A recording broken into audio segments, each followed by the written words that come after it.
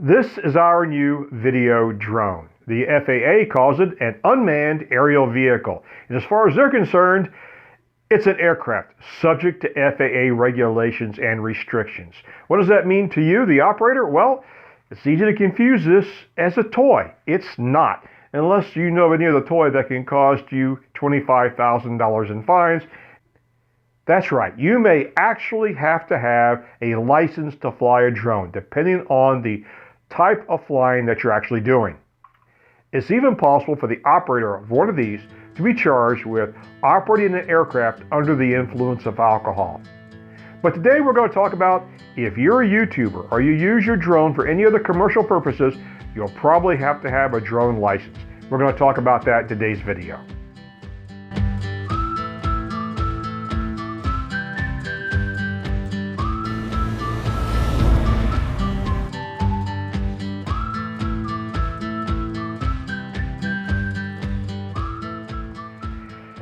About the drone. Where shall I begin?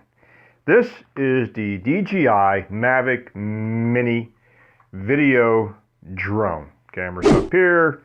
It's got 4 drive propeller arm things. Weighs in at 249 grams. It is under the threshold that the FAA in the United States requires drones to be registered, so it does not require registration.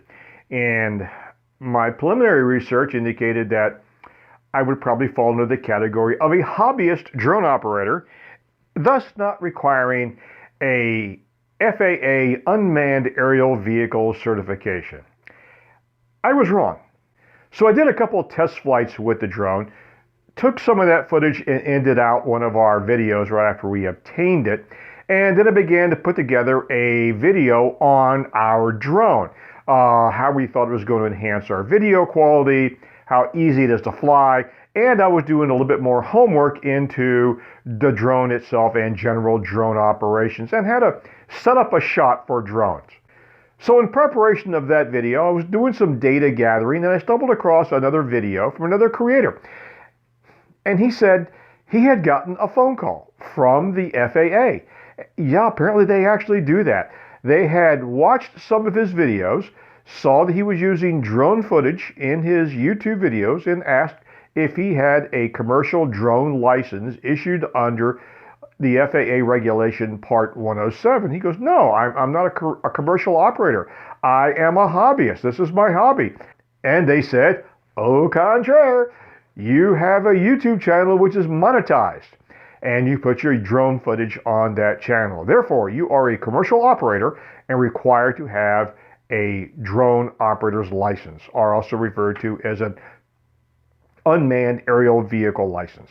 They gave him a formal notice that he needs to comply and warn him of the possible repercussions if he did not.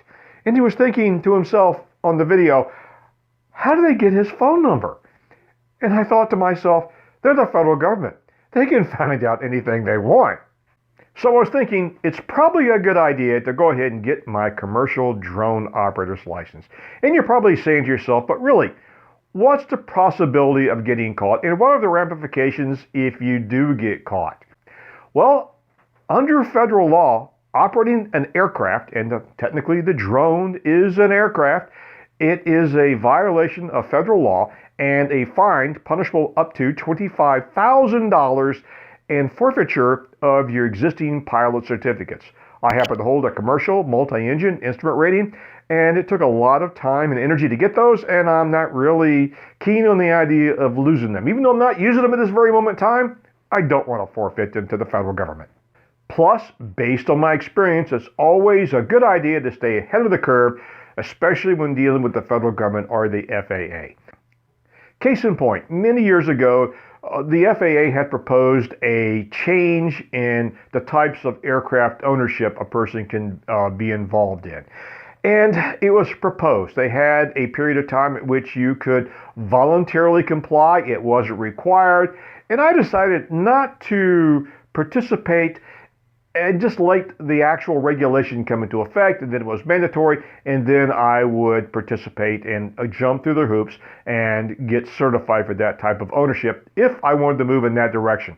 Well, they passed a regulation, and anybody who was certified prior to that date got grandfathered in. And the new hoops that you had to jump through were so draconian and time-consuming, it was no longer worth my time and energy. So it was best to get ahead of the curve. But what are the chances of things actually changing with the drone license? Well, in Canada, a drone license is mandatory for any drone operation. And in many other countries, the same thing. How long is it going to be before the United States changes their regulations and requires licensing for all drone operators? It could happen at any time, and that could ground a lot of people. And they could raise the bar, requiring a lot more hoop to jump through to get your license. So I decided it's probably to my advantage to go ahead and get grandfathered in and get my drone license. So what was the actual process to obtain my unmanned aerial vehicle license, also known as a drone license?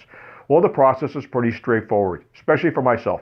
I happen to hold the commercial pilot's license with multi-engine instrument ratings, and I held a flight instructor certificate for 16 years. So for me, it was pretty straightforward. I needed to get up to speed on any changes that have occurred since I've been absent from aviation, and just refresh my knowledge on things like meteorology, airspace, regulations, navigation, and weather reporting systems, and a few more things, and then actually take the actual test. So once I thought I was ready for the exam, I went to the FAA's website. They have a link to the private company that actually is under contract with the FAA to give the FAA written exams. I found one locally. There was a fee involved. If memory serves, it was about $120, and I actually took the actual written exam. When I say written, it's a computer-based, multiple-choice, 60-question exam. If you walk in off the street expecting to take this exam and pass it, without already holding a pilot certification or preparing for this exam, you're going to be disappointed. FAA exams are quite comprehensive, and you have to do some preparation in order to pass it. Now, much of the material that you'll have to prepare for will probably have very little practical applications once you get your license. Some of it is significant. For example, if you were to operate your drone in restricted airspace or air traffic control airspace without receiving the proper prior authorization, the penalties could be severe. Before you actually go in and take your written exam, you're going to have to jump through a procedural hoop that can be a little tricky.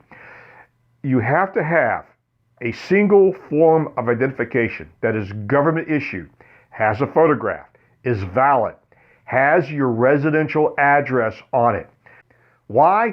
After 9/11, the federal government thought it was important to know exactly who held airman certificates, also referred to as pilot certificates, in the United States. Because we all know a terrorist would never try to fly an aircraft or a drone without being properly licensed. And they want to be able to figure out exactly where you live so they can come knock on your door.